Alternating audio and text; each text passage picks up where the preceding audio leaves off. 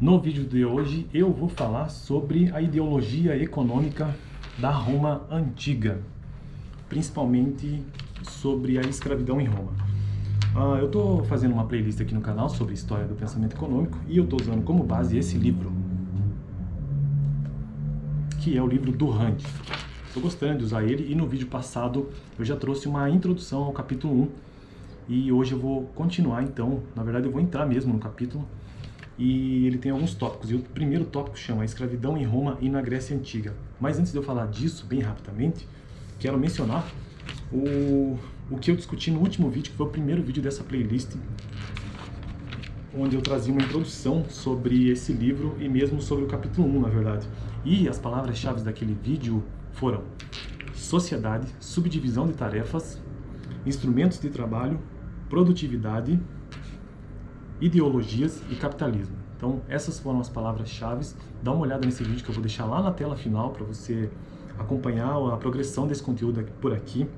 E resumindo isso, dessas palavras-chave de um modo bem geral, houve a necessidade dos homens, ou dos seres humanos se organizarem em sociedade, e com isso, naturalmente, aconteceram algumas coisas, entre elas a subdivisão de tarefas, que levou ao instrumento de trabalho. A subdivisão de tarefas é a divisão de trabalho em si, e os instrumentos de trabalho é a acumulação de capital. E isso deu mais poder ao homem sobre a natureza e, consequentemente, também houve a diferenciação de papéis que, no futuro, faria surgir as classes sociais. Claro que com subdivisão de tarefas, com instrumentos de trabalho e principalmente com essa diferenciação de papéis, houve também um aumento da produtividade. Mas os homens eles não trabalhariam em torno disso só por isso. Então, para que isso funcionasse, tinha que haver uma ideologia. Olha aqui que entra a palavra-chave ideologia, o que é ideologia? Basicamente são mesmas ideias e mesmas crenças, isso tudo para justificar moralmente as relações entre os homens nessa sociedade.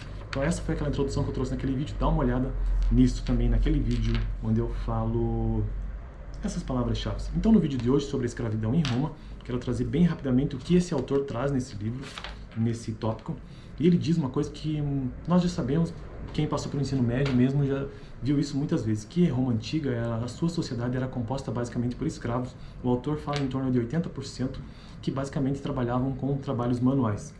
E que os senhores deles apropriavam-se daquele excedente. A economia daquele momento era básica, parar de usar essa palavra basicamente, que eu já usei umas 10 vezes, mas a economia era, na sua essência, agrícola, exceto para aquelas poucas cidades urbanas, mas, no geral, a Europa como um todo, ou o Império Romano, ele era essencialmente uma economia agrícola. E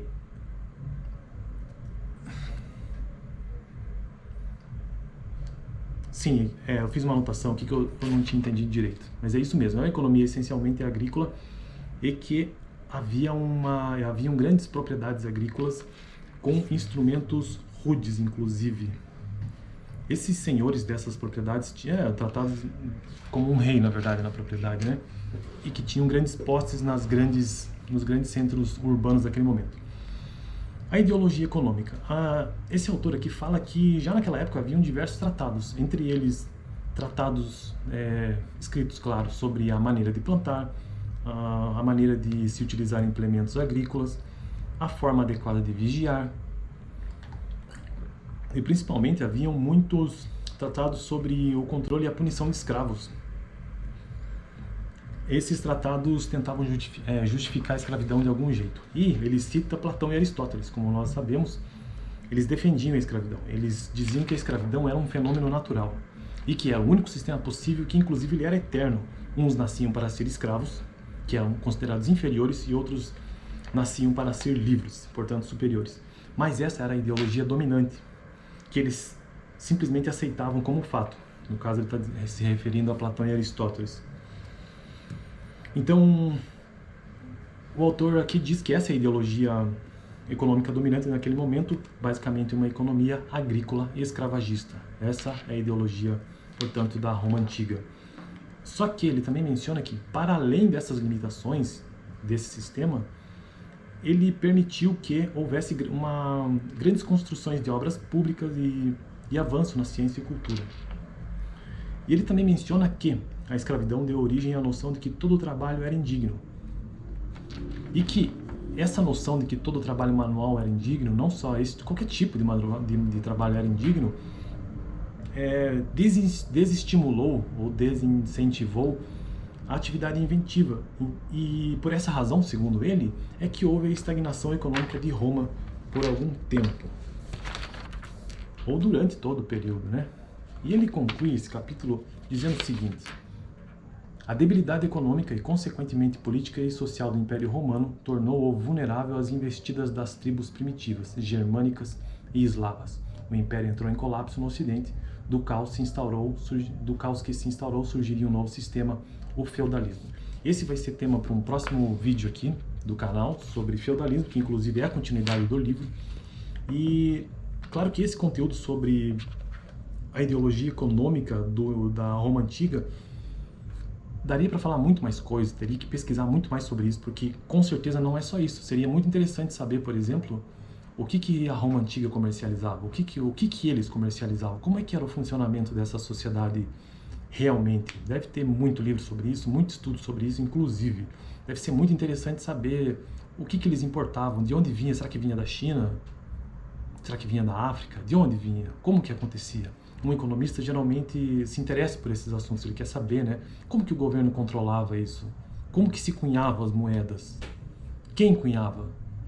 Será que era uma espécie de governo central que fazia isso?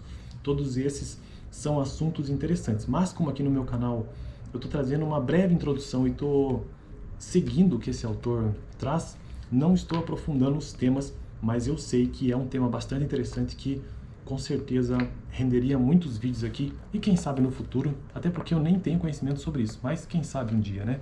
Trago outras ideias. Então é isso, a gente se vê no próximo vídeo sobre história do pensamento econômico e eu falarei sobre feudalismo de acordo com a ideia ou com o texto desse autor, Hunt e Shannon. Valeu!